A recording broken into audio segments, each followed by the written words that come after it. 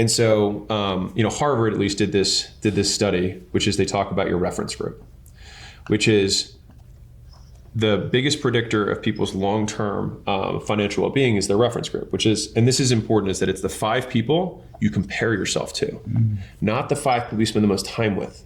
And I think that's a huge difference.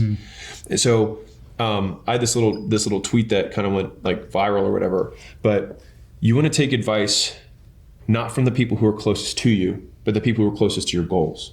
Take advice from them. If you're talking to the people closest to you, none of them have relevant experience. And if you don't want their lives, then definitely don't listen to what they say, right? And it's very hard because that's what makes it feel so lonely, I think, in the beginning, because you have no one to talk to. And so that's why I'm such a big believer in heroes and mentors. So mentors are people who actually interact with you, but heroes are just like, what would Warren Buffett do?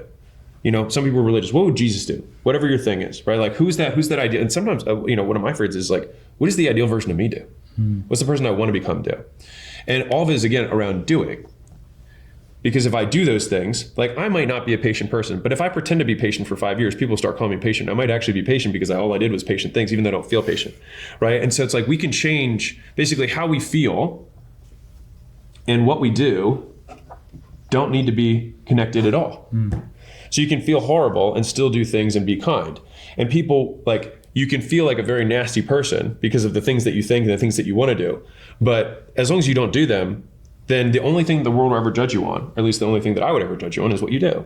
And so it's like, okay, motivation, deprivation. So back to this. So in my opinion, I've always struggled with this question the most because it's never been an issue for me. And I think, and that's why it's one of the hardest things that I have to translate to somebody else. So everything that I have is more around, how do I translate how I see it more than this was the series of steps I followed to become motivated. I was so afraid of failing and being deprived, right? I was so deprived of respect, or at least how I perceived it. Not continuing was just never a choice. And I always used to think, when I was like, the earliest days of the gym was really tough for me. I was sleeping on the floor, all the whole story, right?